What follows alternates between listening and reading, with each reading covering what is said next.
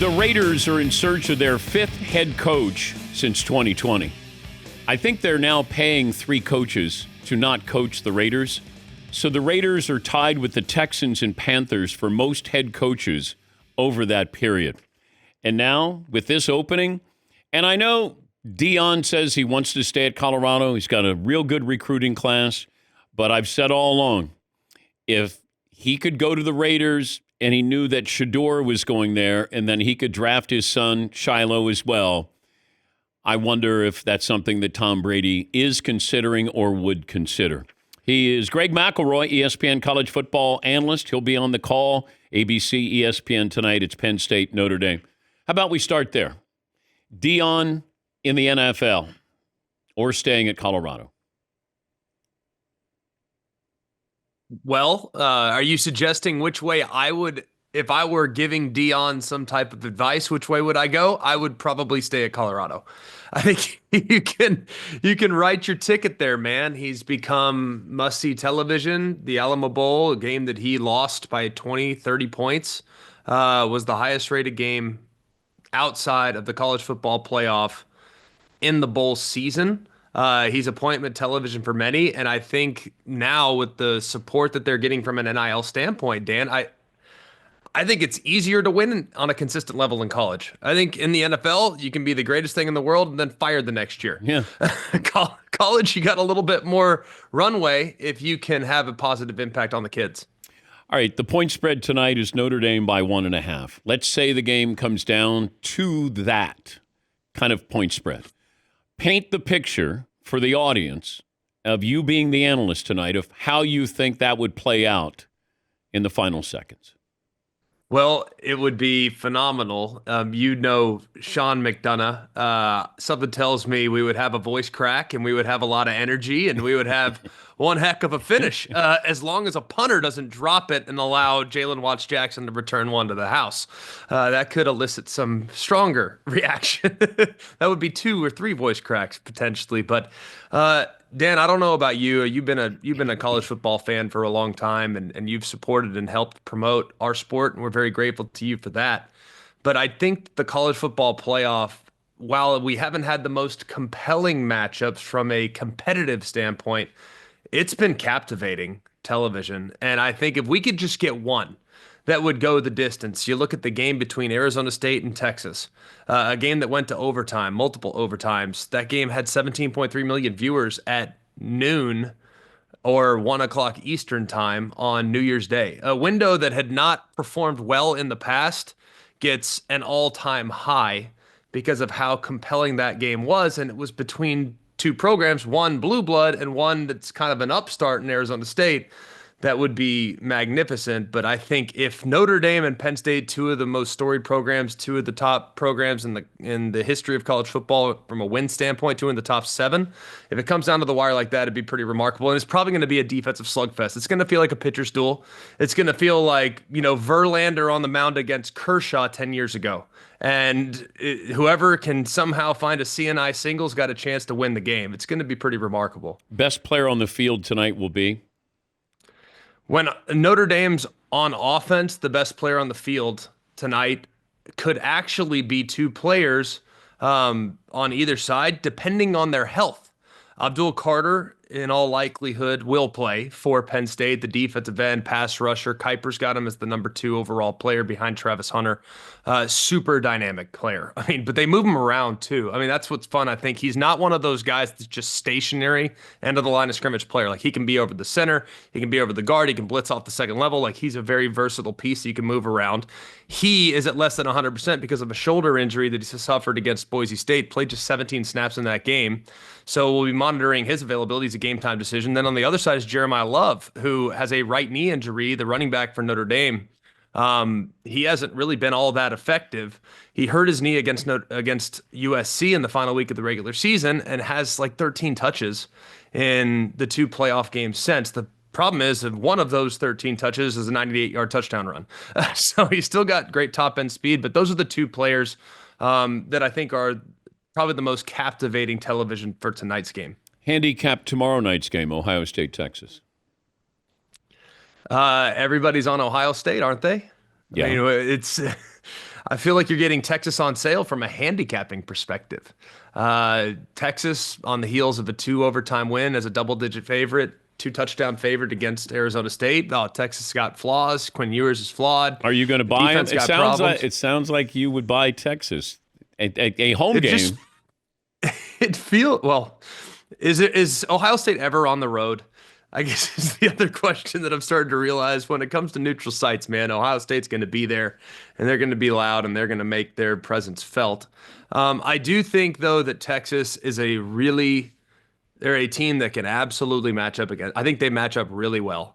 I'm not saying they'll win the game. I actually think Ohio State will win the game. But if you're going to tell me I can get nearly 7, if I can get 6, 6.5, 5.5, I'd kind of lean Longhorns. I look at where they're built and their strength. They're very similar to Michigan with what they have along the defensive front. And while I think Oregon's a good football team, I don't think Oregon is as equipped. I know they beat Ohio State earlier in the season. I also acknowledge, though, that version of Ohio State very different than the Ohio State that they saw just this past weekend at the Rose Bowl. Ohio State at that time in that game lost their left tackle. Will Howard was not yet as comfortable as he is right now. Their receiver, Jeremiah Smith, in that game was a good player, but not a take over the game. This is the best player in college football type of player at that point. So Ohio State's very different. So they beat Oregon badly because Oregon took the same plan that they used the first time around, and they don't match up as well. Texas will kind of keep things in front, and their defensive line can win the game.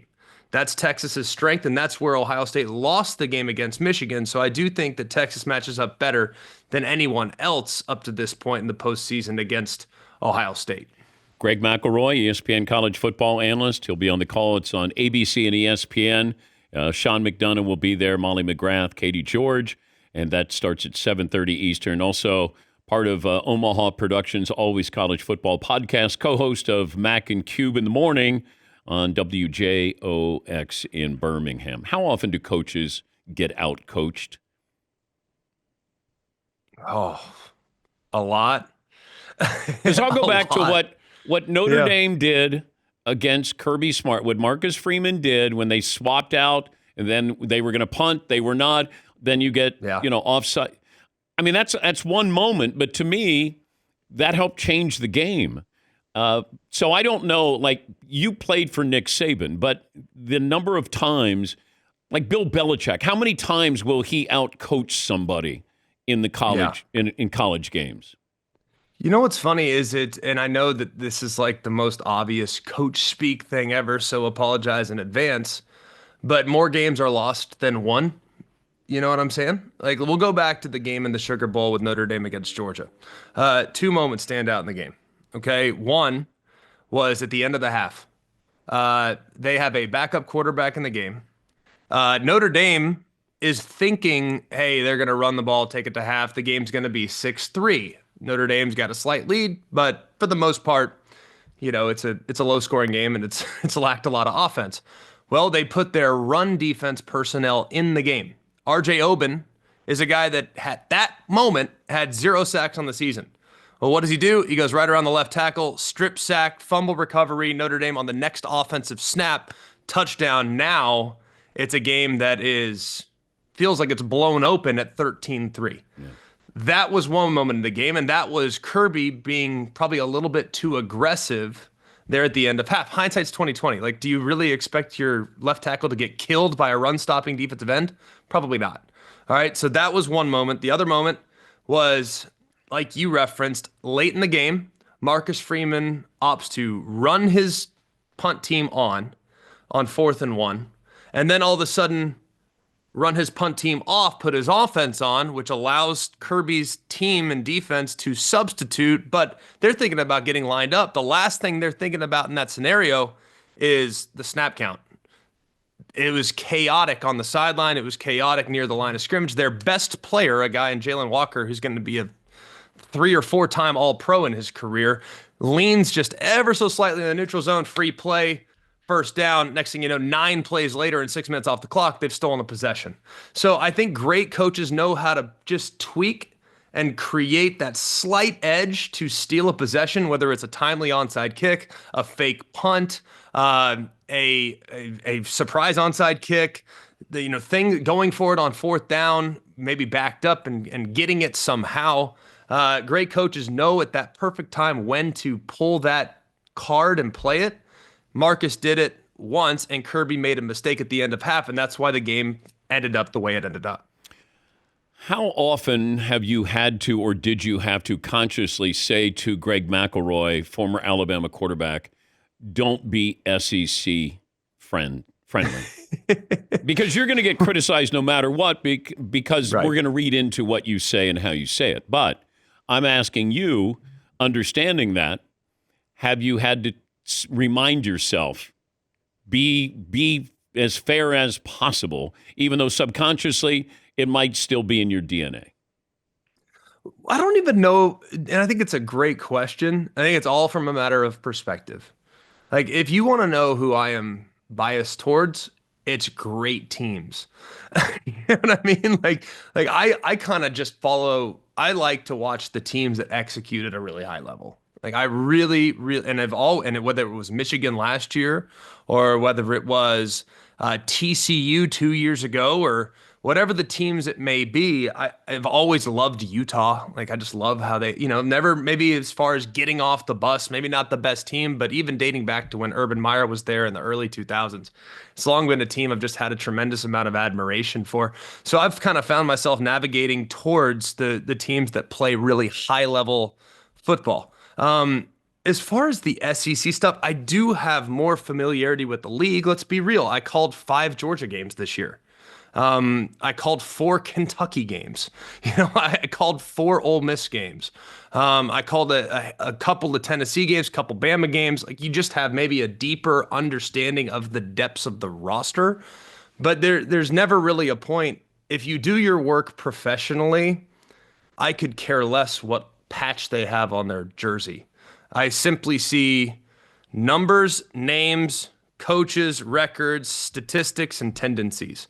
What conference they align with is not one that I usually pay a lot of attention to. And I know people ask me all the time, how do you call Bama games and not allow your fandom to come out? I'm like, pretty easily, because when I was in school, I was probably harder on Alabama as a player than I could ever be in this line of work. So I think if you look at it through not a critiquing lens, but a lens in which you're trying to offer constructive criticism and point out observations, then the conference affiliation should have no impact on how you call the game. But college football is about brands. Everybody was screaming for Alabama to be in the playoffs, and I go, no, they don't deserve to be in the playoffs.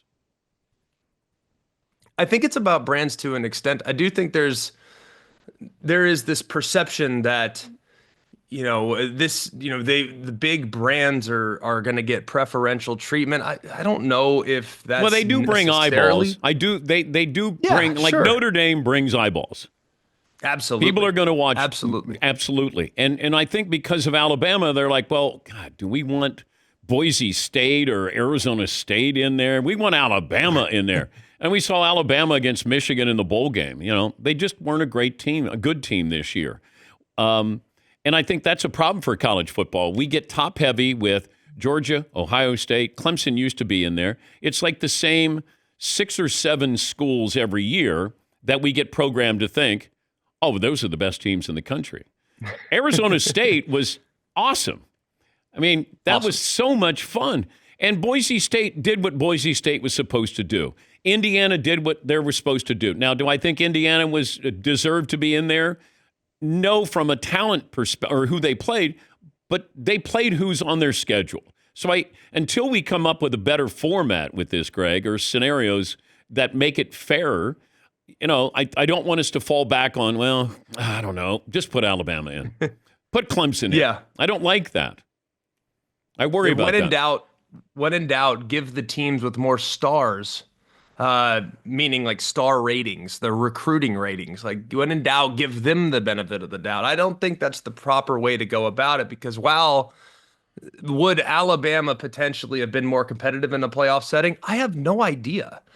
And I that's why I can't sit here and pound the drum. Oh, clearly we need to reevaluate how we're seeding teams or how we're putting teams in and who should get in and who shouldn't. Now, I think there are things we can do to adjust our criteria by incentivizing improved and strengthened non-conference schedules. I would like to see that because that benefits all of us. If we see stronger non-conference games, that's going to only create more intrigue and maybe add a little more context to the conference supremacy argument. I'd like to see it. We see it in basketball. If you play a murderer's row schedule in the non-conference, then your likelihood of having a high RPI come tournament time is really high. And if you're 19-15 from Syracuse, doesn't really matter because you make the tournament. Next thing you know, in a play-in game, you're 11 seed, you're playing the Final Four. So we've seen it in the past. I mean, it's definitely possible. I'd like to see stronger non-conference because right now in bloated conferences, you can't. Not all SEC schedules are created equal. Yeah. Not all Big Ten schedules are created equal. So I think non-conference play is where we need to focus. And if we can incentivize teams that go out of their conference and play top-tier competition, that should be rewarded regardless of the outcome in some cases. Now, they get blown out? No, absolutely not. Like, that's a data point that needs to be considered. But it also, if it's close, and if it was on the road and you tried to go play a top-tier team and lost, that should be rewarded as opposed to playing an FCS team and winning by 35. You know what I'm saying, Dan? I think it should come down to Vegas should be relied on to rank the teams, your top 12 teams. It should be Vegas. Vegas has no opinion, no bias. They are looking at what is the best matchups. And I think Vegas would make more sense. I don't want these automatic berths. I don't want any of that. It should be, here's the 12 best teams. I saw you cringing. Yes, to an extent, yes, because if we did that, then USC, from a power rating standpoint at the season's end at 7-5, is in the mix. If we went strictly off Vegas, now Vegas plays a little bit on psychology too. I mean, why do you think now power ratings are a factor, but there's also, which team is playing better at the moment, which team is going to garner more public interest, which team is, if I set the line, maybe shaded the line, maybe a point and a half higher, is that going to generate more buzz and to create balance on either side of the line? I just think Vegas has different incentives. While I understand and appreciate the thought process of that, then at that point, why do we play the game? Let's just have a 64-team tournament and let's just see how things go. That'll be for another day. That'll be for another day. Rank them all the way and let's go. I don't think it's broken. The one thing I would adjust is I think that Big Ten and SEC conference champions should be rewarded with a home playoff game. And however we figure out the bowl system after the fact, I think we'll probably get rid of byes because it's proven, at least in this tournament, that the bye does not benefit you. Yeah. And how can we get the conference champions to get home games? That needs to be examined as well. All right, have fun tonight, okay? I appreciate you, friend. Right. And be nice to both sides, okay? Always. Okay. Greg McElroy. He'll be on the call with Sean McDonough tonight. Festivities start at ABC and ESPN at 7:30 Eastern.